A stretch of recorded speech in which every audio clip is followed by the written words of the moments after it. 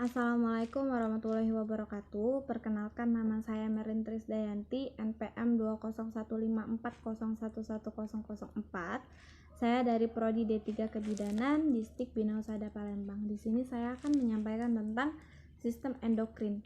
Endokrin adalah suatu kelenjar yang mengirim hasil sekresinya langsung ke dalam darah yang beredar dalam jaringan dan mensekresikan zat yang disebut dengan hormon. Fungsi dari sistem endokrin. Yang pertama adalah menghasilkan hormon yang dialirkan ke darah guna diperlukan oleh jaringan tertentu. Yang kedua adalah mengontrol aktivitas kelenjar tubuh. Yang ketiga adalah merangsang aktivitas kelenjar tubuh. Yang keempat adalah merangsang pertumbuhan jaringan. Dan yang terakhir adalah mengatur metabolisme. Kelenjar dalam sistem endokrin dibagi menjadi 9 bagian. Yang pertama adalah hipotalamus. Hipotalamus berfungsi pada bagian otak dan memelihara homeostatis atau regulasi internal. Yang kedua adalah pineal. Pineal mengeluarkan hormon melatonin yang mengirimkan sinyal ke berbagai organ tentang kondisi pencahayaan lingkungan.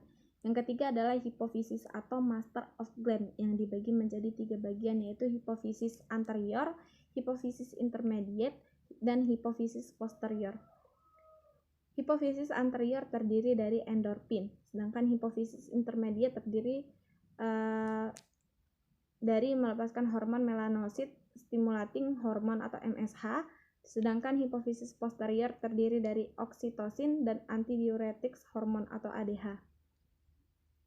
Yang keempat adalah tiroid. Fungsi dalam proses metabolisme, pengering kulit, pertumbuhan dan perkembangan, terdiri dari sel folikular dan sel parafolikular. Yang kelima adalah paratiroid.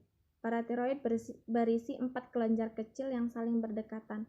Hormon yang dihasilkan oleh paratiroid adalah PTH, dan organ-organ target paratiroid adalah tulang, ginjal, dan GL tract.